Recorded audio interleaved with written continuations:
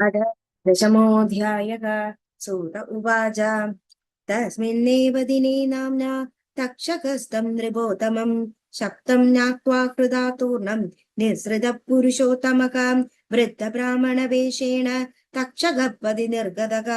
अपश्यत् कश्यपं मार्गे व्रजन्तं नृपतिं प्रतिः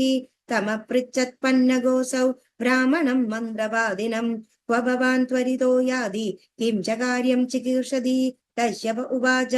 प्रारीक्षितं नृपश्रेष्ठं तक्षकश्च प्रदक्ष्यति तत्राकं त्वरितो यामि नृपं कर्तुमुपज्वरं मन्त्रोऽस्ति मम विप्रेन्द निःविशनाशकरः किल जीवयिष्याम्यहं तं वै जीवितव्येदुना किल। तक्षक उवाच अहं सपन्नगो ब्रह्मं तं दक्ष्यामि महीपतिं निवृत्तस्वनक्षक्तस्त्वं मया दष्टं चिकित्सितुं। कश्यप उवाच अहं दष्टं त्वया सर्प नृपं शब्दं द्विजेन वै जीवयिष्याम्यसन्देहं कामं मन्त्रबलेन वै। तक्षक उवाच यदि त्वं जीवितुं यासि मया दष्टं नृपोत्तमं मन्त्रशक्तिं बलं विप्र दर्शय त्वं ममानख दक्ष्याम्येनं च न क्रोधं विशद्दांशाभिरद्य वै। कश्यप उवाच जीवयिष्ये त्वया दष्टं दग्धं वा पन्नगोतम। सूत उवाच अदशत्पन्नगो वृक्षं भस्मसा चकारतम् उवाच कश्यपं भूयो जीवयैनं द्विजोत्तम दृष्ट्वा भस्मीकृतं वृक्षं पन्नगेन विषाग्निना सर्वं भस्म समाहृत्य कश्यपो वाक्यमब्रवीत् पश्य मन्त्रबलं मेद्य न्यक्रोधं पन्नगोतम जीवयाम्यद्य वृक्षं वै पश्यदस्ते महाविश इत्युक्त्वा जलमादाय कश्यपो मन्त्रवित्तमकां निक्षेच भस्मराशिं तं मन्त्रितेनैव वारिणा तद्वारीसेचना जादो न्यक्रोधः पूर्ववच्छुभः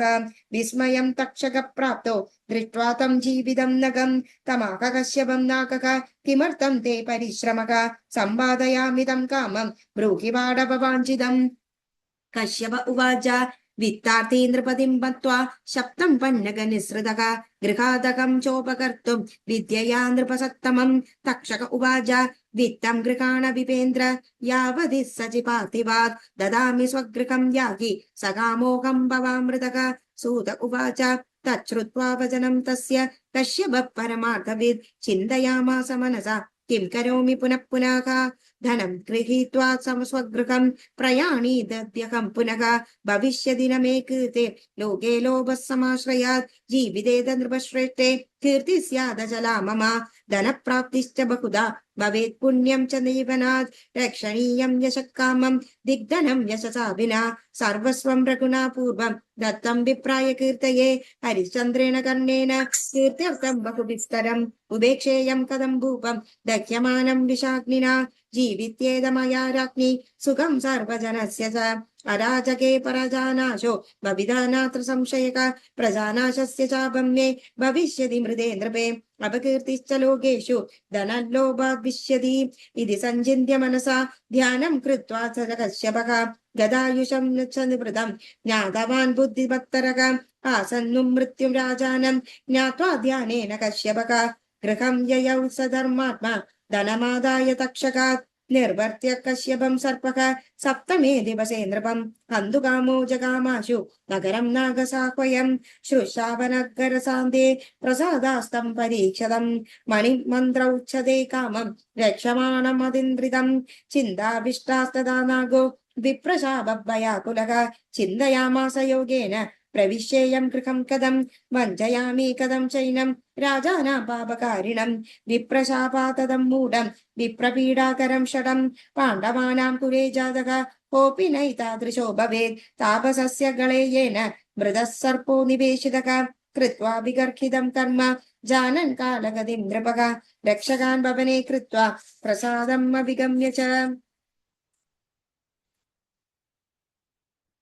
मृत्युं मञ्जयते राजा वर्तते निराकुलः तं कथं तक्षयिष्यामि विप्रवाक्येन चोदितः न जानाति च मन्दात्मा मरणं ह्यनिवर्तनं तेनासौ रक्षकान् साभ्य सौधारूढाद्यमोददे यदि वै विहितो मृत्युर्दैवेनामित तेजसा स कथं परिवर्तेद कृतैर्यस्तदु कोडभिः पाण्डवस्य च सायादो जानन् मृत्युं गदं नृपः ജീവനെ മതിമാസ്തായ സ്ഥിതസ്ഥാനേ നിരാകുലക ദാനപുണ്യാധികം രാജ കർത്തുമർഹതി സർവദാ ധർമ്മേണ ഹ്യനദേ വ്യാധിർ യേനാനുശാശ്വതം ഭവേത് നോദേ മൃത്യുവിധിം കൃത്വാ സ്നാനദാനാദികാ ക്രിയാക മരണം സ്വർഗലോകായ നരകായാന്യഥാ ഭവേത് ജ്വിതപീഡാകൃതം പാപം പൃഥഗ്വാസ്യച്ച ഭൂപതേകേ വിപ്രശാപസ്തദാ ഘോര ആസന്നം മരണേ കില ന കോപി ബ്രാഹ്മണ പാർശ്വേ യ ഏനം പ്രതിബോധയേത് വേദസാ വിഹിതേ മൃത്യുർ അനിവാര്യസ്തു സർവദാ ഇതി സഞ്ചിന്യ സർപ്പോസൗ സ്വാനാഗാൻ നികടേ സ്ഥിതാൻ കൃത്വാ താപസവേഷാംസ്താൻ പ്രാകീണോദ്ഭുത്സുജംഗമാൻ ഫലമൂലാധികം ഗുഹ്യ രാജ്ഞേനാഗോദ തക്ഷകഃ സ്വയം ച കീടരൂപേണ ഫലമധ്യേ സസാരഃ നിർഗാതദാസ്തതദാ നാഗഫലാന്യാദായ തത്വരാഗാം തേ രാജഭവനം പ്രാപ്യ സ്ഥിതാ പ്രാസാദ സന്നിധൗ രക്ഷകാസ്താപസാൻ ദൃഷ്ട്വാ പപശ്രുസ്തചികീർഷിതം ഊചുസ്തേ ഭൂപതിം ദ്രഷ്ടും പ്രാപ്താസ്മോദ്യത്തപോവനാത് അഭിമന്യുസുതം വീരം കുലാർക്കം ചാരുദർശനം പരിവർദ്ധയിതും പ്രാപ്ത മന്ത്രൈരാദർവണൈസ്തദാ നിവേദയദ്വം രാജാനം ദർശനാർത്ഥാഗതാൻ മുനീൻ കൃത്വാഭിഷേകാൻ യാസ്യാമോ ദത്വാമിഷ്ടഫലാനി ച ഭാരതാനാം കുലേ ക്വാപി ന ദൃഷ്ട്വാ ദ്വാരരക്ഷകാക ന ശ്രുതം താപസാനാം തു രാജ്ഞോ സന്ദർശനം കില ആരോഹാമോ വയം തത്ര യത്ര രാജാ പരീക്ഷിതഃ ആശിഭിർവർദ്ധയിത്വൈനം ദത്താജ്ഞാ പ്രവ്രജാമഹേ സൂത ഉവാച ഇത്യാകർണ്യവചസ്സേഷം താപസാനാം തു രക്ഷകാക പ്രത്യുചുസ്താൻ ദ്വിജാൻ മത്വാ നിദേശം ഭൂപയേർത്തതാ നായതോ ദർശനം വിപ്ര രാജ്ഞസ്യാദിദിനോ മതിഃ സർവതാപശ്രൈരത്ര ത്വാഗതവ്യം നൃപാലയേ അനാരോഹസ്തു പ്രസാദോ വിപ്രാണ മുനി സത്തമാക വിപ്രശാപഭയാദ്രാജ വിഹിതോസ്തി ന സംശയഃ തദോചുസ്ഥാനദോ വിപ്ര ഫലാമൂലജ്ജലാനി ച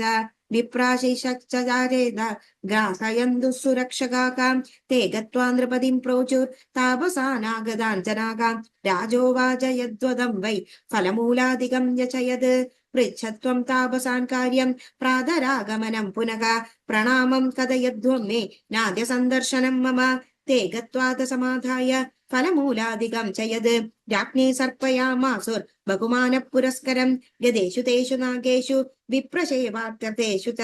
ഫലാനാദ്യാരാജാസൗ സചിതാനിദമബ്രവീത് സുഹൃദോ ഭയയന്വദ്യ ഫലോ നേതാനിതാ സർവശഃ അത്മ്യകം ചൈകമേതദ്വൈ ഫലം വിപ്രാർപ്പിതം മഹത് ഇത്യുക്ത്വാ തത്ഫലം ദത്വാ സുഹൃദ്വൃക്ഷോത്തരാസുതഃ കരേ കൃത്വാ ഫലം പക്വം ദദാര നൃപതിം സ്വയം വിദാരിതം ഫലം രാജ്ഞാ തത്ര കൃമ്മിരഭൂദണുഃ സ കൃഷ്ണനയനസ്തോമ്രോ ദൃഷ്ടോ ഭൂപതിനാ സ്വയം തം ദൃഷ്ട്വാ നൃപതി പ്രാഹ സജീവാൻ വിസ്മിതാനദ അസ്തമേഭ്യേദിതവിദ വിഷാദദ്യനഭേ ഭയം അംഗീകരോമി തം ശാപം കൃമീകോ മാം ദശദ്വയം ഏവമുക്ത്വാ സ രാജേന്ദ്രോ ഗ്രീവായാം സന്നിവേശയത് അസ്തം യാതയതിവാനാദേ ധൃതഃ കണ്ഠേത കീടകഃ തക്ഷകസ്തു തഥാ ജാതക കാലരൂപീ ഭയാനകഃ രാജാ സംവേഷ്ടിതസ്തേന ദഷ്ടശ്ചാപി മഹീപതിഃ മന്ത്രിണോ വിസ്മയം പ്രാപ്ത രുരുദുർഭൃശദുഃഖിതാഃ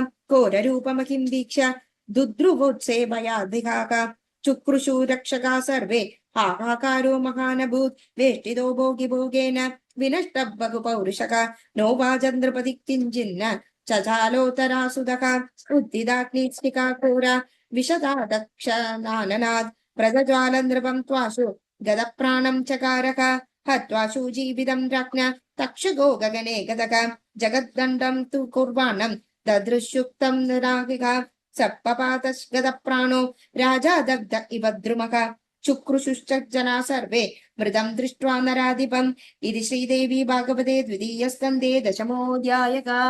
സർവമംഗളമംഗല്യേ ശിവേ സർവാർത്ഥസാധികേ ശരണ്യേ ത്ര്യംബികേ ഗൗരി നാരായണീ നമോസ്തുതേ